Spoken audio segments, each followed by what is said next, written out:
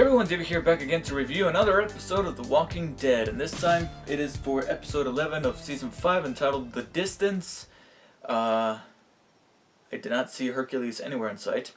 But first of all, I want to apologize for the potential delay of this review. If it's going up a little late, I'm sorry, but if you guys haven't heard, there was this thing called the Oscars last night. I was watching it, and because of that, I watched the episode late, and because of that, I'm reviewing the episode late. So, let's go ahead and get down to the nitty-gritty. First of all, this was a better paced episode than last week's, because if you guys don't remember, not a lot of people weren't so keen on last week's episode because it was potentially one of the slowest episodes of The Walking Dead. Now, that could be good or that could be bad. I felt it was more good than bad for last week's episode because it really dwelled upon of how our characters have practically hit rock bottom, not only physically because of the limitations they had with food and water, but also metaphorically.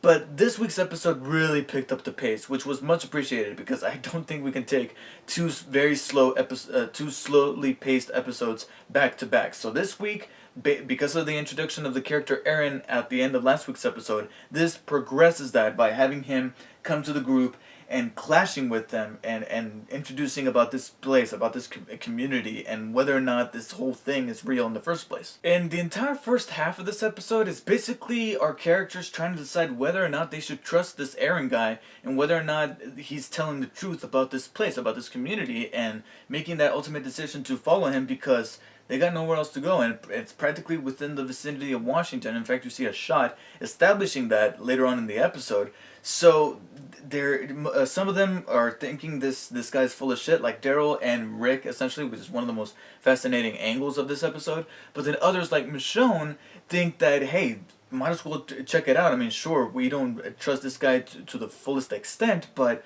we gotta give it a shot because we legitimately have nowhere else to go. And the reason why I singled out Rick as one of the more fascinating angles of this first half of the episode is because it was kind of interesting to see him butt heads with Michonne, because they were kind of like the leaders of the two sides of the argument. Even though they weren't necessarily arguing or fighting, they were kind of going against each other in a very complementary way, to where they both have a different opinion about whether or not they should trust Aaron. But at the same time, you have certain shades of them wanting to agree with each other. Because let's look at Rick. Obviously the majority of Rick's opinion is that, hey, I don't trust this guy.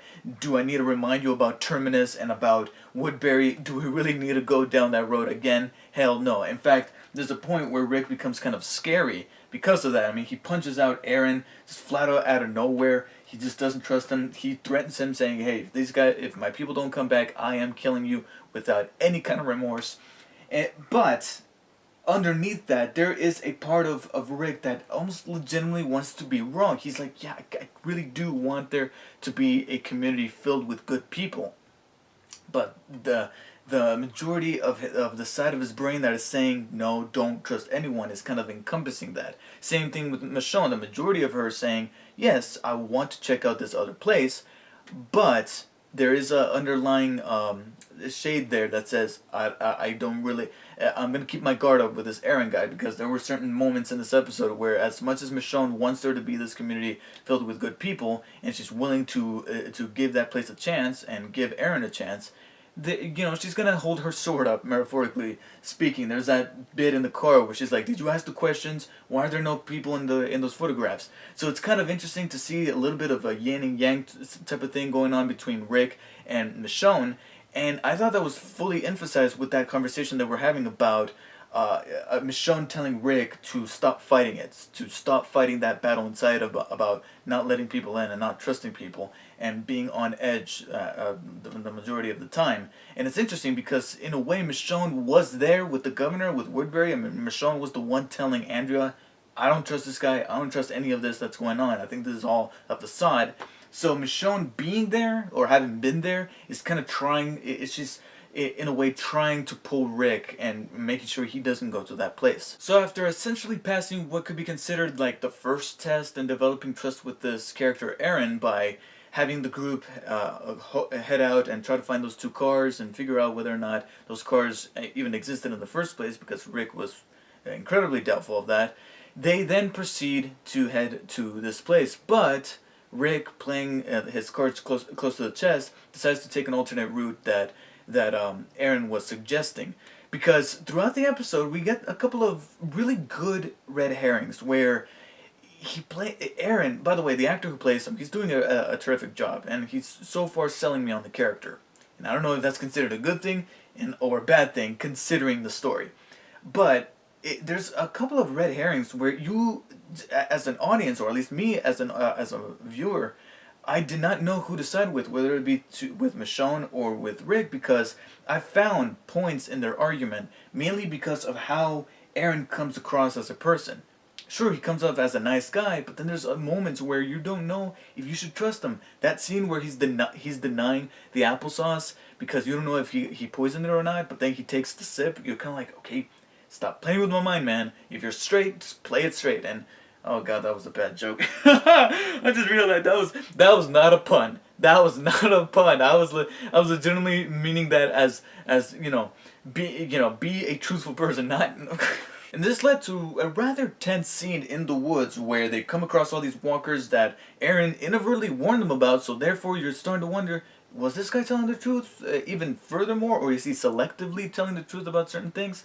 And they come across these walkers, splitting the group up temporarily, but eventually rejoining with Daryl and the rest of the group in that van. But this scene, not only did it also make you wonder whether or not Aaron is being selectively truthful about certain things, because he could have easily ran. But instead, he decides to join Glenn in fighting off some of the remaining walkers.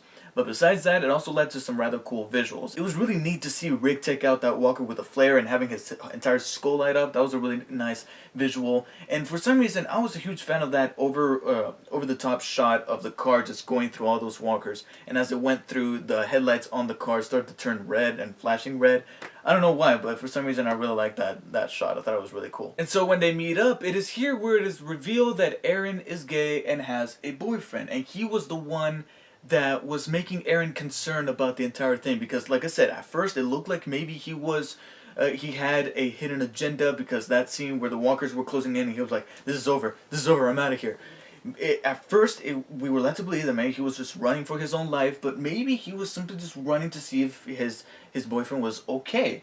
And this added a sympathetic layer to Aaron, and one that is making for a very interesting character. And so far, I'm sold on this guy. I wouldn't mind seeing this guy for another few episodes, let alone the entire rest of the 5th season. And again, this adds a little bit of credibility to some of the things that Aaron was saying. He may not be completely truthful, but he's being selectively honest about certain things. He even goes as far as to say the name of the community, Alexandria, which also jogged my memory about certain things in the comics. For one, I do remember reading somewhere here and there that Aaron was the first openly gay character in the comics. Now, so far from what I can tell, he's not the first openly gay character in the show, because if you don't remember, there's Tara, who's a lesbian. So the exclusivity to Aaron being gay is not really there within the show. It was for the comics, but not for the show. And I don't know, maybe Tara is also in the comics. I might be completely stupid here and making a complete huge fool of myself. But he was him being gay was one of the things that many people were talking about and were bringing up when it came to Daryl being gay in the show, and that was a huge thing that was creating an awful lot of buzz, especially over the summer last year. But anyways, Aaron having a boyfriend not only adds sympathetic nature to the character, but also brings some credibility to some of the things that he's saying. But we still don't know a whole lot about the character. Even Rick says, we still don't know you. It's almost like he's serving as a bit of a cipher for the audience. And again, we understand where Rick is coming from, but we're also understanding where Michonne's coming from. We even understand where Glenn is coming from, being that he was the one who was with Aaron, who decided to stick by his side, fighting off those walkers in the woods. So still a very neat character that I wouldn't mind seeing again, and hoping to see how he plays out with this community when we finally get what the deal is with this community in the next episode, because we are led to an ending that, you know, it's very interesting. We arrive at the white pearly gates, or brown gates, of Alexandria, and it is here with Rick, where Rick has some form of like revelation upon hearing the sounds of children playing, realizing that there's a community behind those gates, and admitting that he was wrong. And it almost had like a very heavenly atmosphere, where he was grabbing Judith and looking at Judith, and you got the lens flare going across. And this is cool, but is it real? Because there's a couple of things that I'm hoping that one of the members amongst the group will have a little bit of a light bulb go on in their head within the first 5 minutes of next week's episode, because they need to realize a couple of things. One is the one that I immediately thought of after finishing the episode. There's these things called speakers, and if you rig them up to an audio device that has a CD or an audio file within it that is of children playing and laughing and screaming, you can easily create a community of your own in your own backyard. So what makes you think that they're not doing the same thing here? And the second thing, which I didn't really notice until I looked up photos for this episode and I came across an article pointing this out, there's nobody really manning the gates. If this was a full fleshed out community, shouldn't there be somebody manning the gates, overlooking the area to make sure that nobody's going to attack them, or no herd of walkers is going to be rampaging through the community? I say so. I mean, Woodbury had them, Terminus even had them to an extent. Why doesn't this community have them either? So there are a couple of signs here and there that maybe things aren't what they seem, and maybe Aaron might be a part of it, even if he's a good person, because like I said, we've been dealt that sympathetic card with him having a partner. But I think back to, I think his name was Nelson, the scientist from Woodbury that the governor was controlling, the guy with the glasses. He was a good person, and you saw shades of him being a good person throughout that third season, but he was doing bad things because the governor was telling him to. What makes you think that Aaron is not being controlled by an exterior party?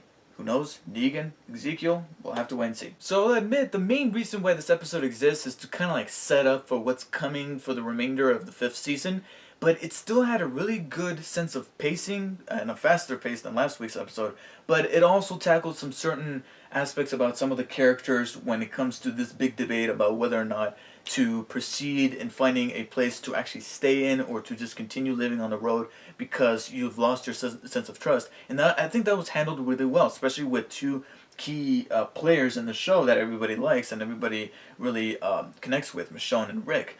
And Aaron took a turn not only through a very tense scene that served like a bridge between the two halves of the episode. The first one dealing with whether or not trusting Aaron, and then the second one fleshing out Aaron as a character. But also, Aaron is so far a good character that I'm looking forward to seeing in more episodes. So for that, I give The Distance a solid 8 out of 10. It was a pretty good episode, but it felt more like a Mockingjay Part 1 type of situation to the remainder of the 5th season. Hopefully I did not date myself with that analogy. So let me know what you guys thought of this episode of The Walking Dead. What do you guys think of Aaron as a character? Do you think he's a cool character to see again? Do you think he has some kind of hidden plan going? Or do you think he's working for somebody who has a hidden plan behind those gates of Alexandria? Thank you guys for watching, and I'll see you guys next time.